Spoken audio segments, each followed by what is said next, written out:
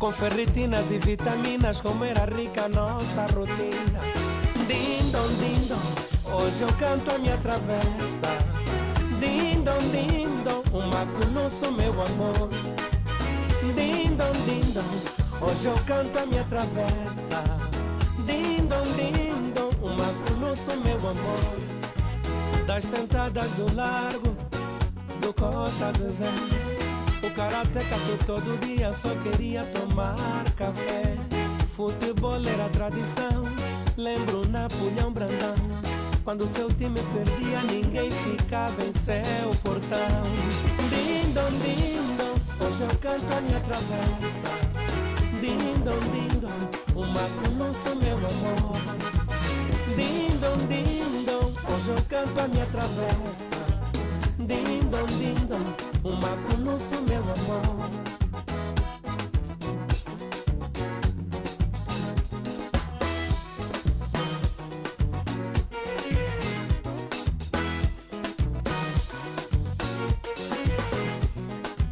Recordo a tia Nelinha, sua extraordinária bonomia, pra ajudar a toda a gente, qualquer hora, qualquer dia.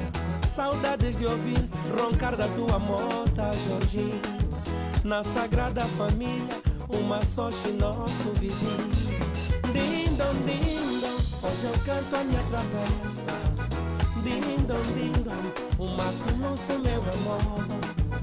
Din dom, hoje eu canto a minha travessa. Din dom, uma conosco, meu amor.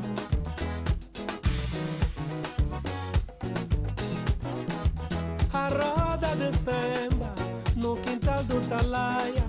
Quero fazer um corte fino, bata a porta do Osana. O Carlito Chiemba hoje vai tocar o samba. Vamos cantar Maculuço, a nossa travessa. Din dom, o Maculuço, meu amor. Din dom, hoje eu canto a minha travessa. Din dom, o Maculuço, meu amor. Din dom, hoje eu canto a minha travessa. Então estamos agora com 9 horas 2 minutos. Estamos a ouvir a música de João Mago Belo de Souza. Mago de Souza, artisticamente conhecido, o cantor que se iniciou no estilo hip-hop nos anos 90. Depois teve de abdicar da música para se dedicar aos estudos na Namíbia, regressando ao país em 2004 e agora faz bastante sucesso. Ele nasceu no dia 13 de maio de 1985. Gente de maio sempre a fazer diferença. Ora bem, o seu postal da manhã hoje, excepcionalmente, vai para lá das 9 horas, em virtude do anúncio já feito.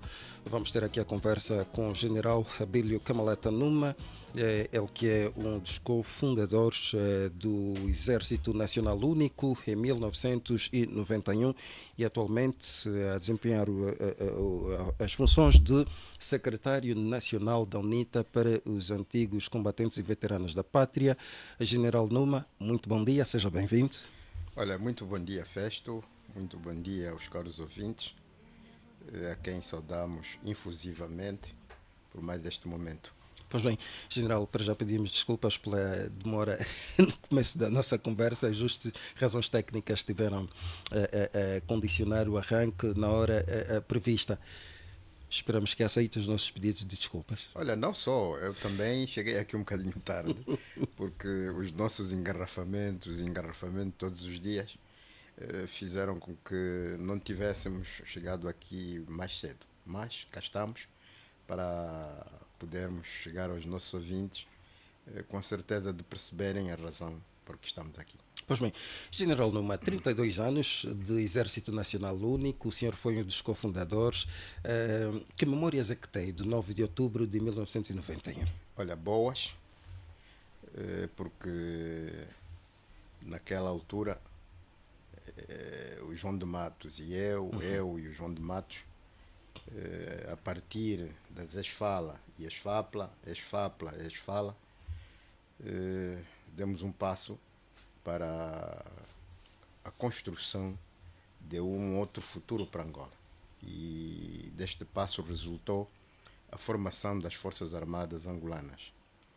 um instrumento nacional que nos orgulha a todos, por ser aquele que continua a manter a tradição dos dois exércitos que integraram este grande corpo, a tradição de manter a integridade territorial, amar o angolano e fazer o esforço para que Angola, de facto, seja um país de que todos nós nos orgulhemos.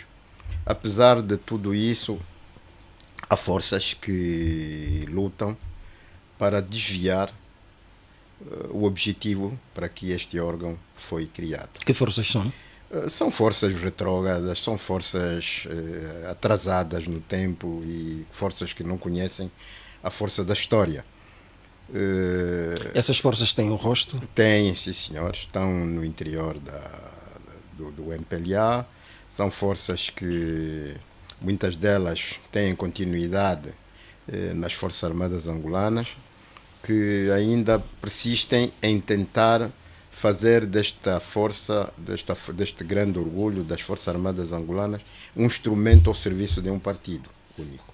Saudosismos do tempo da República Popular de Angola, uma república marginal que surgiu sem Constituição, uma república que viveu com uma Constituição aprovada pelo Comitê Central deste partido, que é um caso sui generis no mundo, em que o Comitê Central de um partido político dá a Constituição a uma república, que faz acordos internacionais, engaja o país para várias questões que hoje ainda têm peso no nosso ordenamento jurídico, político, econômico, etc, etc. Uma república que foi marginal e que já ficou para lá, mas ainda os seus resquícios continuam a resistir, e é da força do povo, é da força da consciência patriótica que vamos terminar esta caminhada para definitivamente criarmos o Estado sonhado por Olden Roberto, Agostinho Neto e Jonas Malheiro Savimbi. Pois bem, se o General Numa é das poucas pessoas que pode falar com muita propriedade sobre o nascimento do Exército Nacional Único, sente-se orgulhoso por ter participado deste processo de formação das Forças Armadas Angolanas? Olha, eu ainda recordo-me dos discursos que nós pronunciamos naquele dia, quer da parte do João de Matos, quer da minha parte, no Hotel Meridian. E num desses momentos do meu discurso eu dizia, ainda sentia muita saudade da farda 24 de janeiro, que eu naquele dia iria deixar de vestir.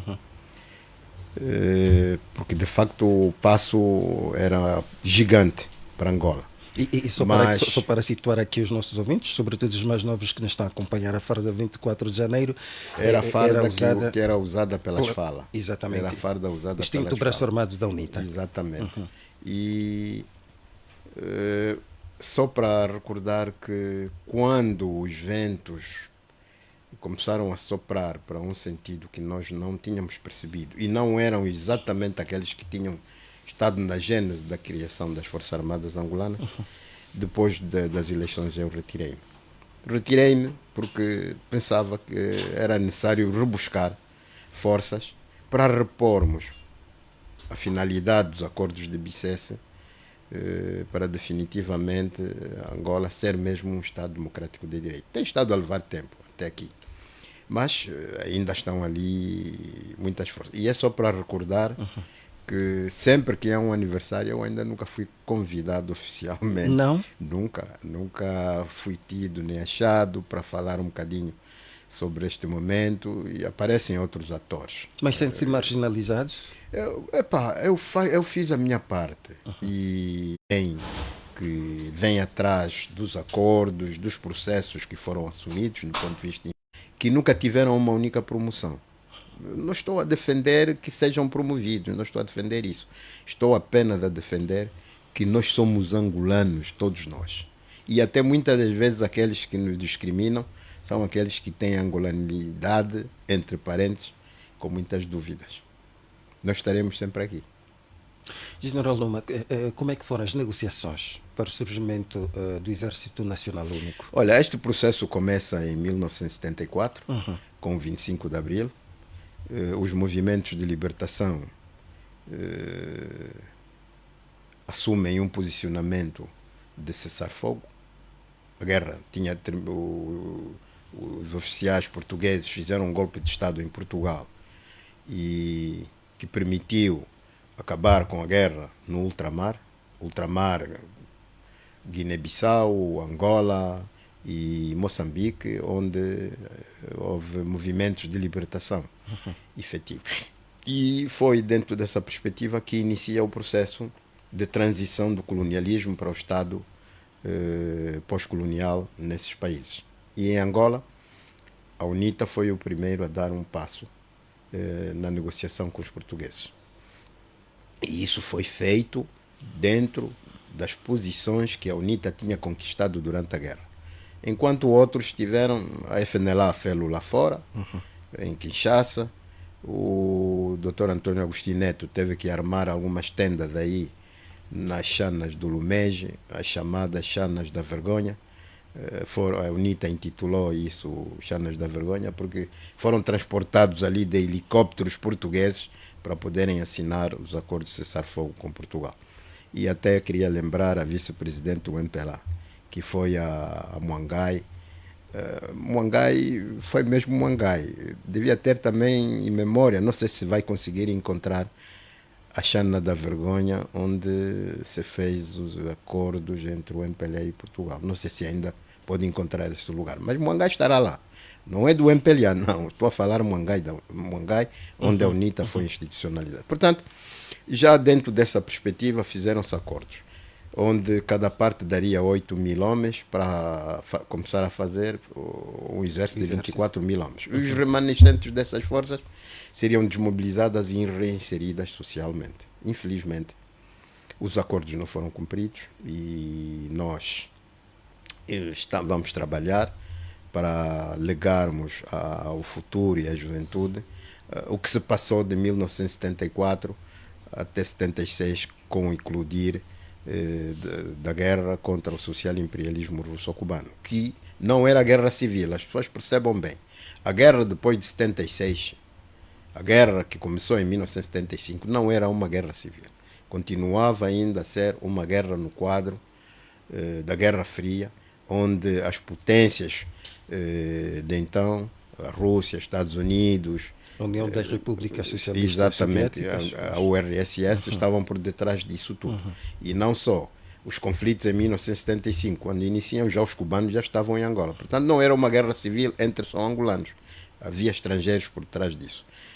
Com a entrada dos sul-africanos, que se produziram também depois disso, a SWAPO, que viveu aqui, o ANC também, que viveu aqui, outros países africanos como a Nigéria, os Camarões, o Congo de Denis Sassou Nguesso enviaram tropas também para aqui. Tudo isso tornou a guerra em Angola em 1976 um conflito internacional. E arrastou-se até 1987. Esse conflito arrastou-se até 1991, com os acordos de Bicesse. Mas o grande pico foi em 87, exato, né? Com a chamada Batalha do Cuituquanaval. A Batalha do Cuituquanaval. Mas ainda, para além disso, há uma grande batalha que a história não tem estado a dizer. Depois de todas as forças estrangeiras saírem de Angola, já não havia cubanos, a Namíbia já estava independente, então só ficamos aqui nós. A partir dali, há a viragem para o início da Guerra Civil. Há o grande esforço do MPLA de fazer o último assalto. O último assalto, que foi um conflito dos maiores, onde o MPLA armou-se até ao mais alto nível e então foi para Mavinga com toda a força, com objetivos de atingir a Jamba e decapitar definitivamente a luta que estávamos a fazer. Infelizmente o MPLA não conseguiu, recuou, e eu soube do general Furtado, quando a viragem do conflito estava-se a produzir, a frustração do meu amigo João de Matos, que era o comandante daquela operação, em não conseguir atingir Mavinga nem Jamba. E foi a partir dali que o MPLA se convenceu definitivamente que não conseguiria ir mais além. E nós, naquela altura, estávamos muito ativos aqui em Luanda. Estávamos muito ativos em atingir as redes de transportação de eletricidade, de água, atingimos a Petrangol e outros General objetivos Doma, mas há econômicos. muita controvérsia em torno desta história. Que controvérsia? Em relação à Batalha do Cuito Conaval, focou aqui a questão do último assalto. Alguns dizem, aliás, tiram mérito a si, dizendo que o facto de terem alcançado o território do Quando Cubango era suficiente para erguer a bandeira e chamar a si a vitória por esta batalha. A Batalha do Cuito Conaval é uma ficção que o MPLA criou. E ainda continua a defender isso por muito mais tempo. Por uma questão muito sui generis. E as pessoas devem ter a sensibilidade de poder olhar para aquele monumento que foi construído ali no Cuito Conaval como o fim último de uma aventura iniciada nos anos de 1974. Por que levar os angolanos para uma guerra tão desnecessária que foi? Alguém tinha que justificar. Por que fomos para uma guerra tão desnecessária? E para justificar isso, tiveram que inventar esta última batalha, envolver os países da África Austral como tendo sido libertados por esta grande odisseia que o MPLA assumiu em 1976, com a independência da Namíbia, África do Sul, etc. E vou repetir aqui, e com toda a responsabilidade, se o MPLA e os outros dois movimentos de libertação tivessem assumido a continuidade do Estado saído do Acordo de Alvor, sem conflitos, tenho certeza que os objetivos de libertação da Namíbia e também de Mandela na África do Sul teriam sido muito mais rápidos do que foi. Tivemos muita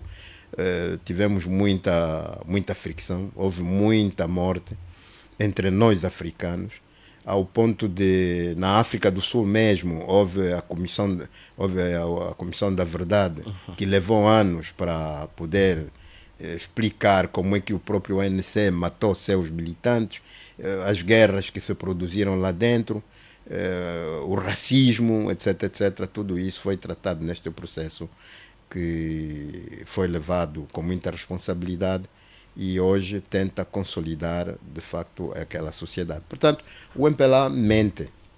A marca do MPLA é mesmo isso. Violação, mentira e falsificação. Esta é a marca do MPLA. Se não tiver essas três componentes, o MPLA não está completo. É preciso reescrever a história. Exatamente, exatamente. Portanto, essas guerras que nós fizemos foram inúteis. São guerras do MPLA.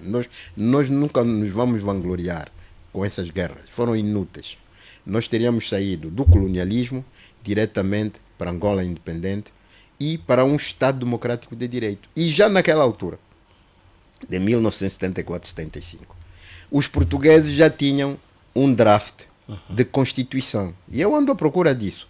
E vou convidar os angolanos que tiverem isso, por favor, mandem-me uma cópia. Já existia um draft que os colonos tinham feito para Angola pós-colonial. Portanto, muitos espertos fizeram um draft e entregaram o MPLA para ser o MPLA a negociar com os outros dois movimentos. Não é aquele que foi apresentado publicamente? Não estou a falar no comício da Willa. Não, estou a falar do draft da Constituição, da Constituição de 1975 para a independência de Angola.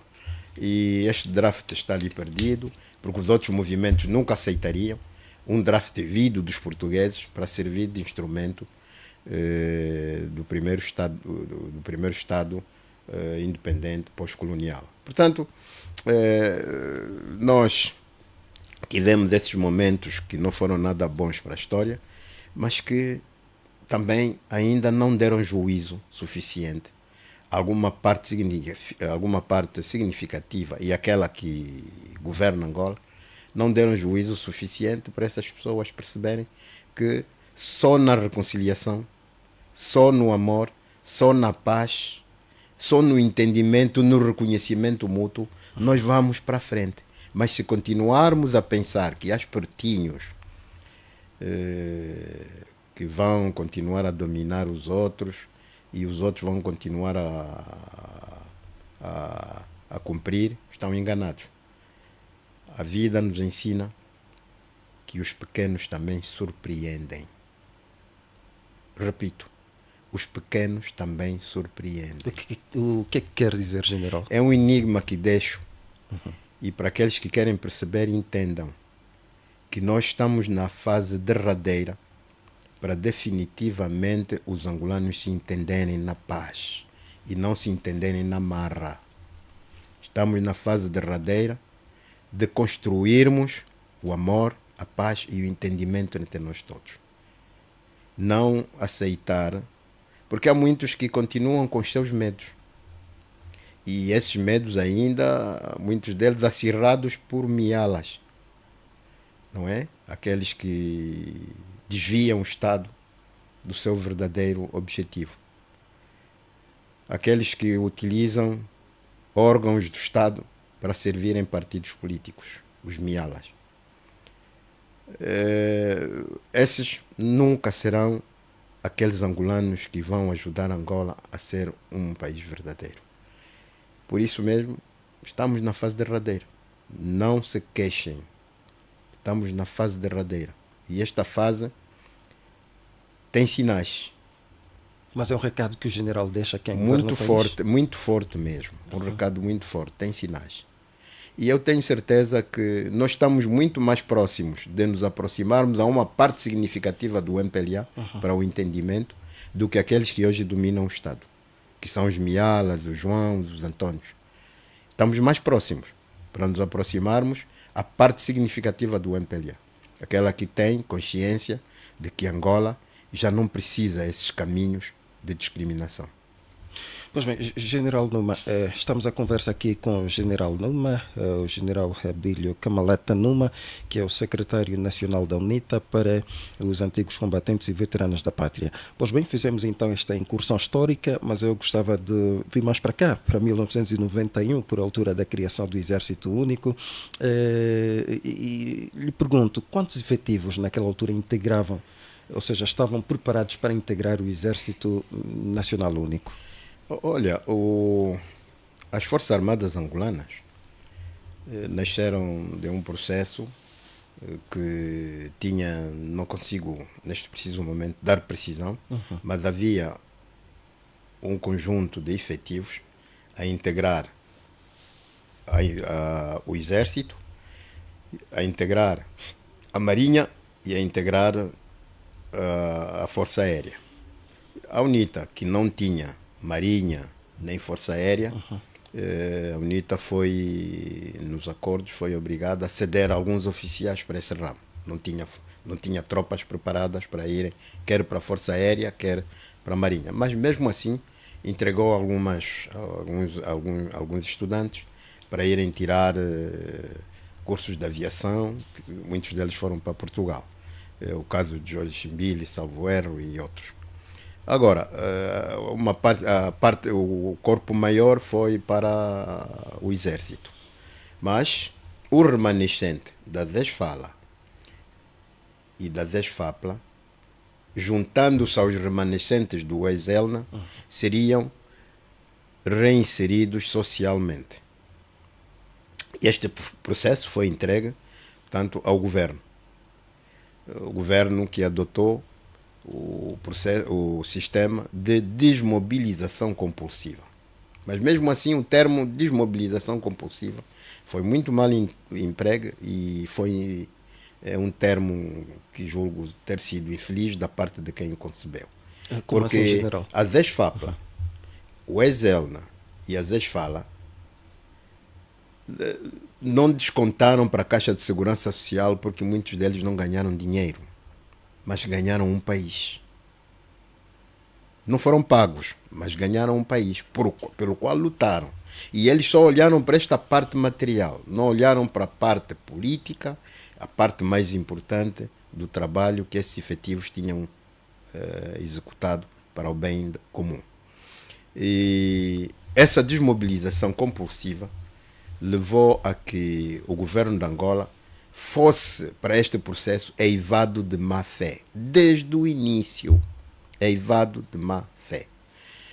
Eivado de má fé porque no processo mesmo de desmobilização e camaradas que foram para ali compostos de capitães, os desmobilizadores escreveram naqueles computadores que eles traziam, tudo ao contrário. Omitiam nomes para serem pessoas diferentes daquelas que estão no bilhete de identidade, davam postos, o indivíduo estava-se como major, mas aparecia como aspirante ou sargento, e houve má fé. Uma parte ínfima são aqueles que tiveram uma mobilização normal. Portanto, o que eles têm feito no processo eleitoral. Mas a questão que se coloca, General Luma, quem estava a executar esse processo ficou com o governo. O governo é que ficou com isso. Portanto, não havia integrantes da UNITA? Não. A desmobilização foi feita pelo MPLA. E é por isso que eu digo que ela foi feita com má fé desde o início. Da mesma forma como hoje lutamos no processo de cadastramento dos eleitores, onde quem vai registrar não é um patriota, é um mercenário incutido pelo interesse de defender o partido único. Também com a desmobilização também foi feita assim. Não digo que isso, com maior pendor, isso foi feito contra indivíduos da ex-FALA e do ex-ELMA. Mas o que é que previam os acordos? Os acordos previam reinserir socialmente os antigos combatentes e veteranos da pátria. Mas o MPLA pegou neste manancial de muitos milhares de angolanos, como ganham os generais que vieram para aqui, para a Ordem 900 e não sei o quê. Em que categoria? Até muitas das vezes o meu salário quase que é equiparado com o de um coronel. Portanto, só para ver, porque fui considerado muito novo e por idade eu recebo, portanto, não aquilo ajustado à minha patente. Não confere o estatuto de ter sido um dos cofundadores do Exército? Não, isso muito para lá. Portanto, para além do tratamento diferenciado, ainda nós temos aqueles que eram aspirantes e subtenentes da Ordem 003, que não, das falas sobretudo, não beneficiam. Mas o mesmo tratamento já é diferenciado em relação àqueles que eram da DESFAPLA.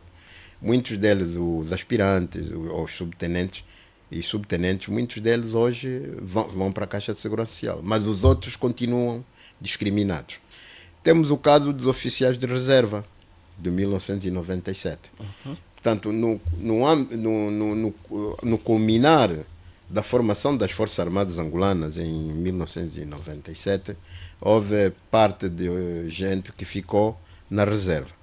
E com esse estatuto de reserva, continuam até hoje a não beneficiar dos seus direitos.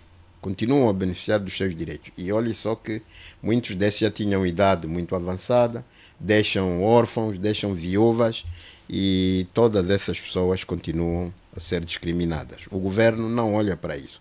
E pior um pouco se forem da DESFALA e dos ex-ELNA.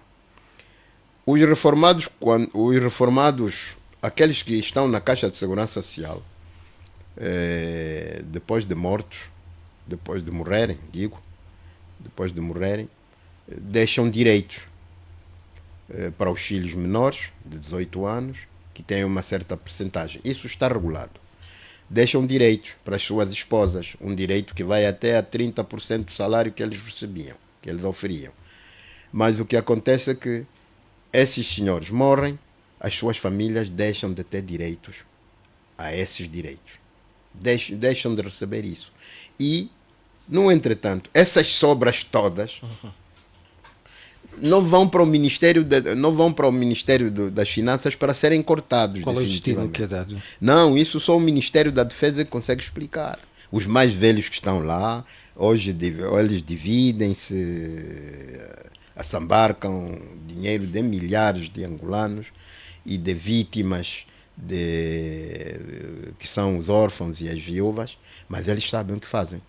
É por isso que muitos de nós nos admiramos. Numa esquina qualquer, você encontra um prédio grande e você pergunta, mas esse indivíduo onde é que foi buscar dinheiro? Tudo isso tem as suas respostas. Portanto, mas como parte interessada neste processo, a UNITA alguma vez apresentou alguma reclamação, alguma denúncia? Nós temos feito denúncias permanentes e eu vou começar a fazer vou começar a escautelizar isso.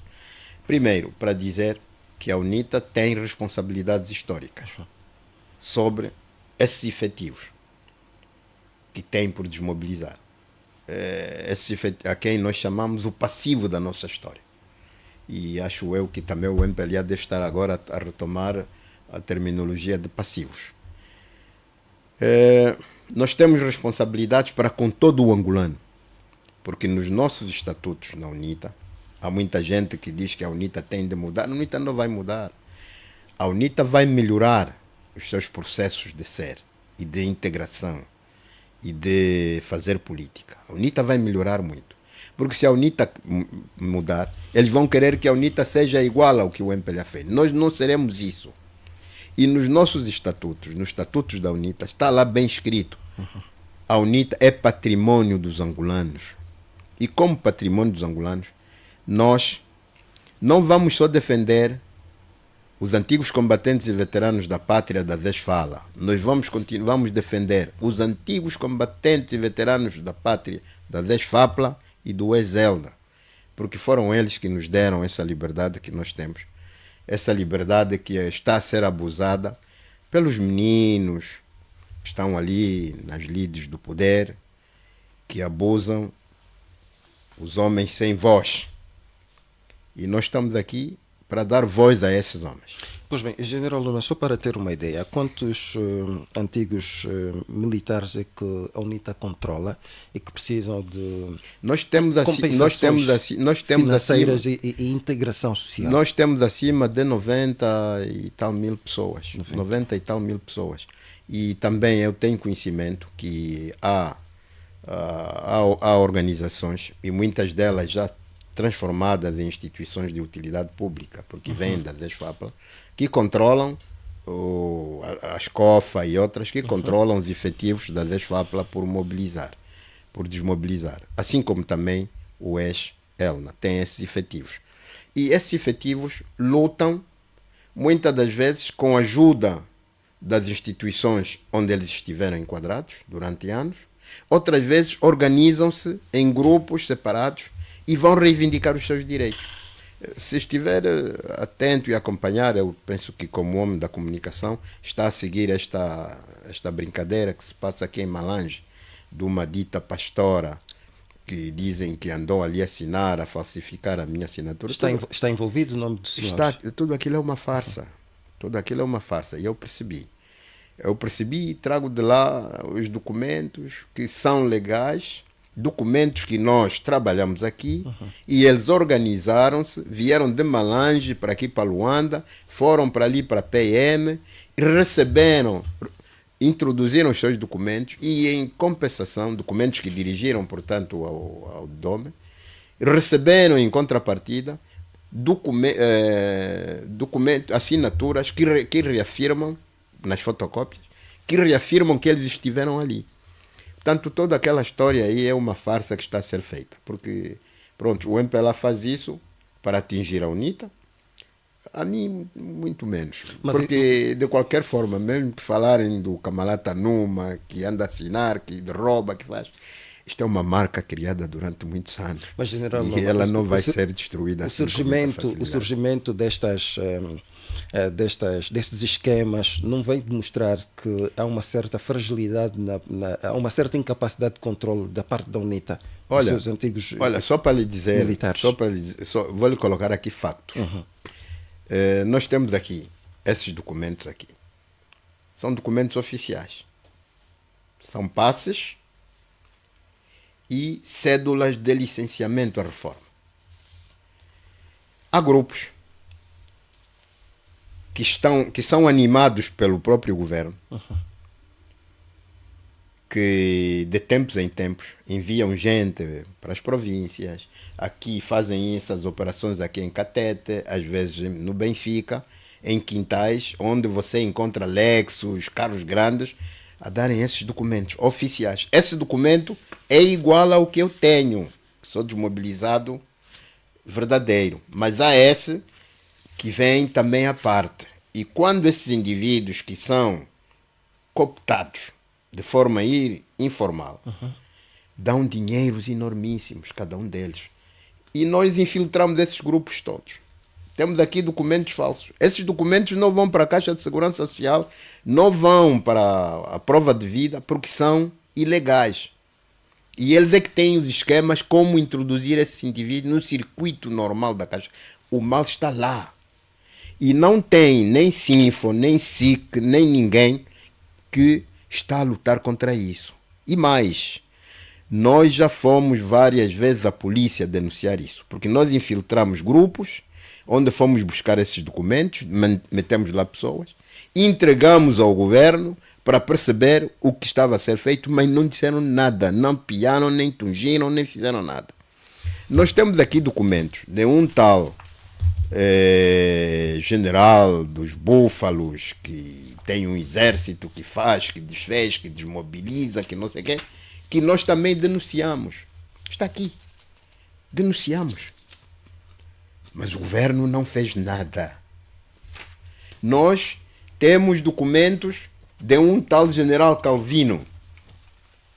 Um tal general Calvino que andou ali a reunir-se aqui nas áreas do Zango, andou aqui reunido nas áreas da Viana. Este grupo já foi desmantelado. Foi desmantelado por nós, nós denunciamos, até o indivíduo andava ali com uma fotografia. Tenho ali uma fotografia onde está o Dr. Savimbi com o velho Chitunda. Ele, o tal general Calvino, foi lá nos chineses, tiraram a cabeça do velho Chitunda e meteu a cabeça dele como se ele fosse colega do Dr. Savimbi, para provar que ele era o grande que fez. Nós denunciamos isso, o MPLA não fez nada. Informamos também as autoridades através do ofício número 17, do ano 2000, sobre o falso general Calvino. Calvino Moisés André, que tinha seus colaboradores como Pedro Mulemba, que também andou por aqui a passear. Está a dizer que há uma clara cumplicidade do MPLA. Só para dizer mais, nós tínhamos aqui cônicas na Viana que escaneavam a minha assinatura e vendiam aos outros mercenários para poderem ir para a Caixa de Segurança Social. Nós fomos avisados e nós mobilizamos a polícia, desmantelamos aquela cônica com a polícia. A polícia levou os computadores, mas não ouvi essa fanfarra de TPAs e outras coisas andarem por ali. Não vi nada disso. Portanto, as denúncias feitas pela UNITA não são mediatizadas? Nunca foram e continua-se. Porque eu estou a dizer que a gênese de não cumprimento dos acordos é o que leva o MPLA a agir desta forma.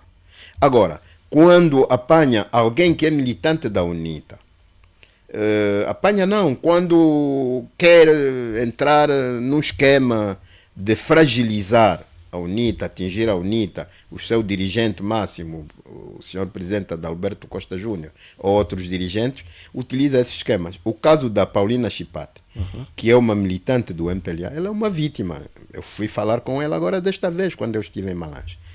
Tem uma soltura que foi mandada elaborar pela juíza que está lá, mas percebemos que nós precisamos de arranjar um advogado que vá lá para desfazer aquela farsa. Porque aquilo é uma autêntica mentira, aquela é uma autêntica farsa. O MPLA está assustado com o que se passa em Malange. O MPLA perdeu 2 deputados de um só momento e todos aqueles que são ativos vão ser vítimas, não só em Malange como em qualquer parte de Angola. Nós também já denunciamos e a comunicação social precisa de estar um bocadinho mais atenta.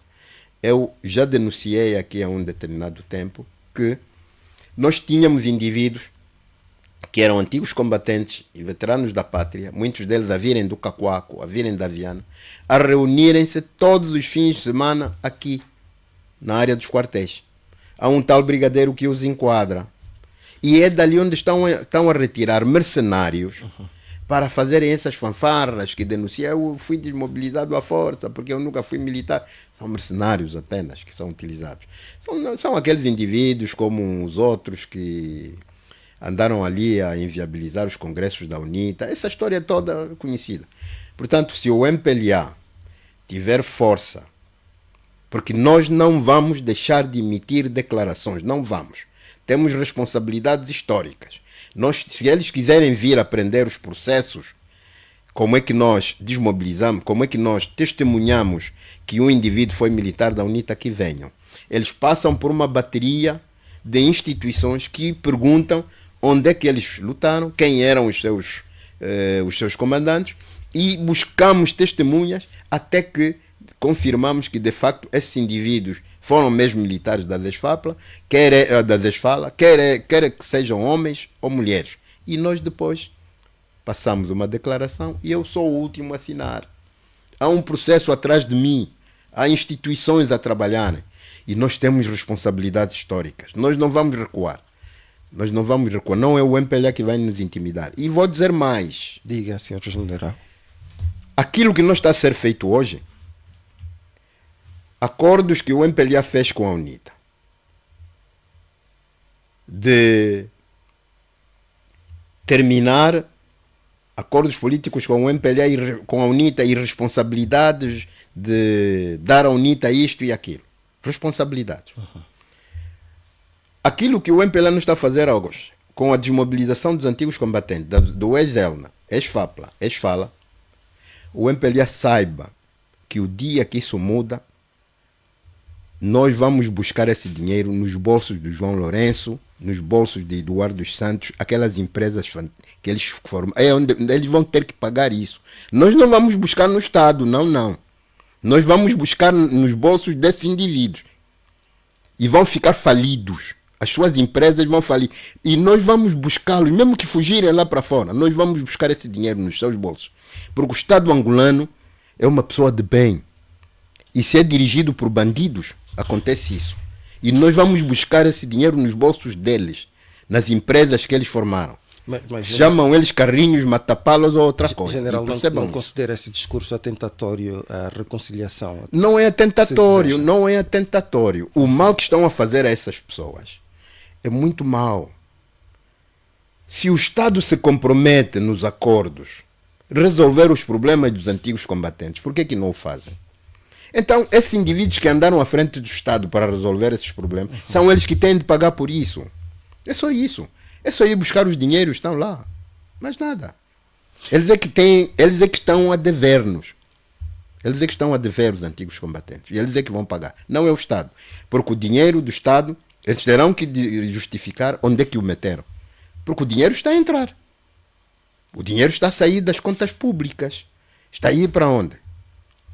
Pois bem, General Numa, já mesmo quase a reta final, o nome do general esteve na boca da imprensa nos últimos tempos por causa desta situação que acabou de esclarecer de Malange. E como é que pensa limpar a sua imagem? Eu não tenho que limpar. Eu estou bem. Durmo bem. Até houve filhos meus que começaram a enviar aquelas coisas todas do WhatsApp para um dos irmãos que é o indivíduo que gera a minha conta, e a dizer, comunique ao pai, isso está mal, não sei o quê. Ele disse, deixa lá o velho para vontade. E eu durmo bem. Tem sono tranquilo? Isso, absolutamente. Conta com, conta com a solidariedade dos seus pares no partido? Conto sim, com solidariedade do partido, com solidariedade, porque todos eles sabem que Camalata Numa não entra nisso. E eu desafio o MPLA. Eles até, houve um período, isso deu-se mais ou menos há um mês e poucos, em que me mandaram, através do senhor Furtado, mandaram-me um documento do senhor Pitagros de que eu deveria ir para o tribunal responder. Mas aquilo não tinha pés nem cabeça, porque eu estava a faltar respeito aos órgãos de soberania, etc, etc. É o desafio. Esses senhores provem que eu roubei dinheiro, que eu assinei e recebi dinheiro. Mas entendam, nós temos responsabilidades históricas para com os antigos combatentes e veteranos da pátria. Nós estamos aqui para darmos voz aos sem voz. Nós estamos aqui para dizer que aquelas pessoas que lutaram por esta Angola, que as trombetas não tocam quando eles passam, um dia terão voz aqui neste país. Um dia terão voz. Entendam isso. Portanto, não tenho receio.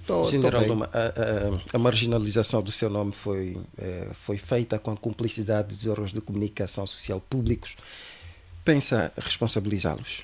Não. Eu não entro por aí. Olha, aquela voz tonitruante do Ernesto Bartolomeu, aquela voz petulante daquele... também é uma vítima, saiba. E é muita pena porque ele não é da minha escola, não é da escola por onde eu passei. A escola que me ensinou Jonas Malheiro Savimbi e que levo para a vida é aquela escola que diz assim: o meu sim e o meu não têm de ter a mesma força e o mesmo valor. Eu não entro, mesmo no tempo do fundador, o meu presidente, o nosso presidente fundador, se eu perceber que há uma ordem que me deu com a qual não concordo, não vou, porque ele me ensinou uma outra coisa.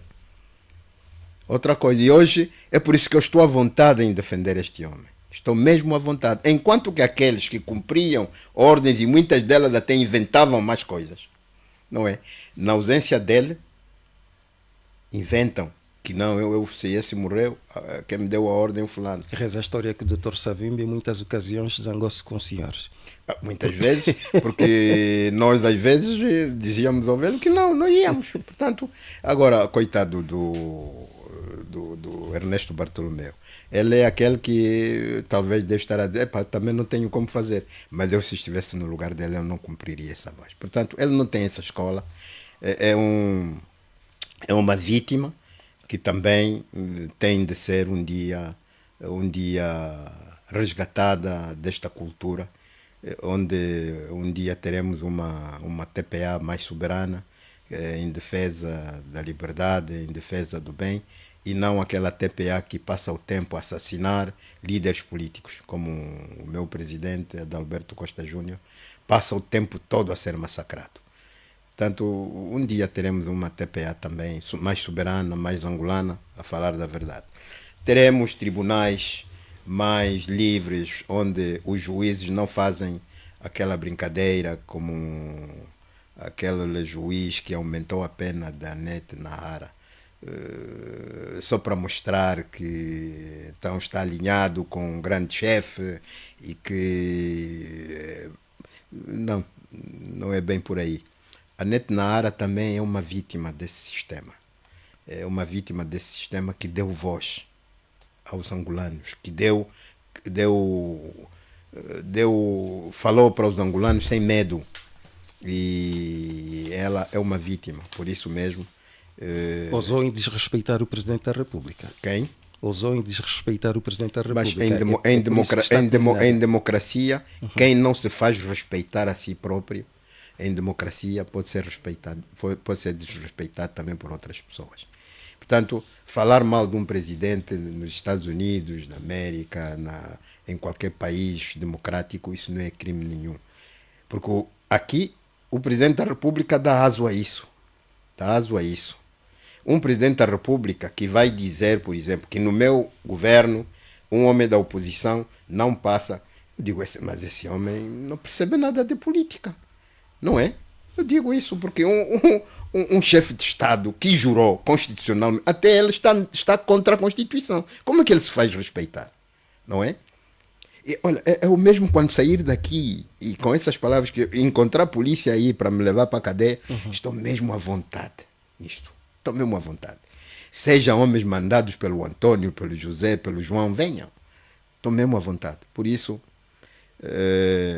a Chipati, Paulina Chipati, é uma vítima da UNITA, é uma vítima que ela é da UNITA, que está a sofrer nas mãos do MPLA. A Net Nahar é uma vítima que está a sofrer nas mãos do MPLA.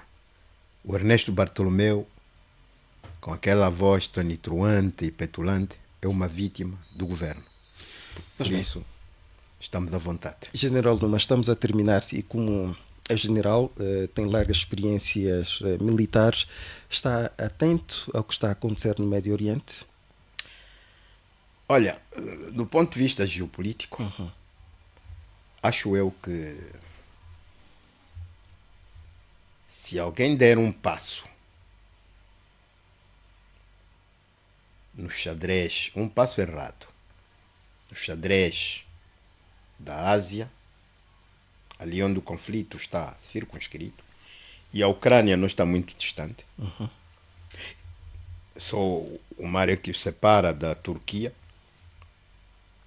Se alguém der um passo falso, Líbano, Síria, Irão, se alguém der um passo errado... Mais para cima, o Afeganistão. Absolutamente. Se alguém der um passo errado, nós estamos a dar o último... Nós estamos a pular a última linha para uma guerra termonuclear. É previsível? É previsível. A situação está muito mais do que clara. Portanto, neste preciso momento, o mundo ajuizado devem levar Putin a refletir. Por que Putin? Putin é o responsável desta expansão do conflito no mundo. Para não se olhar apenas para a Rússia e a Ucrânia, dispersa um bocadinho este conflito para a África, com os golpes de Estado, dispersa um bocadinho este conflito para o Médio Oriente, e se ele tiver mais um lugar onde iniciar um conflito, ele vai fazê-lo. E a reconstituição do Império Russo é este o seu desejo, será? O objetivo é que ele já deu um passo errado quando ele atacou a Ucrânia. E esses passos estão a ser dados, são muito maus. E eu digo que, por exemplo, para os israelitas, olhando para o que disse há bem pouco ontem, salvo erro, o Isaac Herzog, o presidente de Israel, quando ele diz, desde o Holocausto, nunca morreu tanto israelita numa só operação. Mais de 900 judeus morreram nesta operação. Até ontem. Exato. Portanto, são sinais. São sinais. Isso não é eterno. Também do outro lado, o radicalismo do Hamas não justifica tudo. Não justifica tudo. Até bebés são esquartejados. Não justifica tudo. Portanto, o mundo precisa de perceber que precisamos de uma paz definitiva no Médio Oriente, com uma Palestina independente e Israel reconhecida também pelo mundo, pelos seus vizinhos. Precisamos desse passo. Mas esse passo precisa de coragem. Não precisa de ser insuflado por pessoas que estão muito distantes. Sim, mas coragem da parte de quem? Coragem do mundo, dos próprios israelitas, dos próprios palestinos, que se sentem de coração, sentar de verdade mesmo. Eles estão envolvidos numa fricção que já se arrasta há mais de 50 anos. Mas precisam de dar esse passo. Precisam dar esse passo. Os desavindos, só se olhando na cara com verdade, podem dar esses passos. Nós em Angola demos esse passo, mas há aqueles radicalistas que ainda não perceberam que aqueles passos foram definitivos e não voltam. E hoje estão a arrastar um instrumento importante para a história de Angola, como o MPLA, para a lama.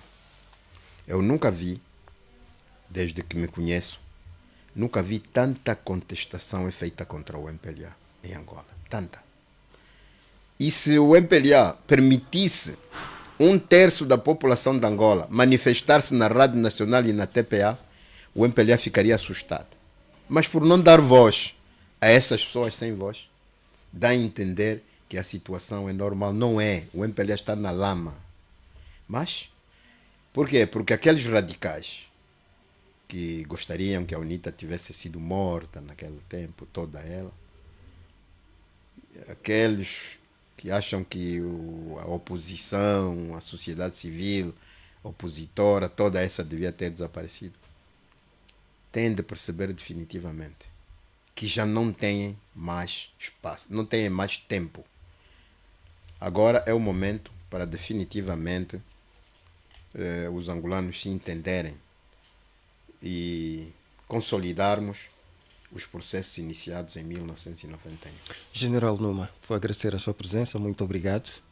Foi Muito um grande obrigado, prazer. muito obrigado, e espero mesmo que o MPLA tenha percebido a razão de estarmos aqui a dar voz aos sem voz, os antigos combatentes e veteranos da pátria, aqueles que permitiram que eles hoje estivessem no poder, aqueles que permitiram que hoje eles estivessem a usufruir dos bens públicos, aqueles que permitiram que abusem com boa vontade dos angolanos, onde hoje até eles se sentem bem, refastelados, com os casamentos dos filhos lá fora, enquanto os outros aqui andam na miséria.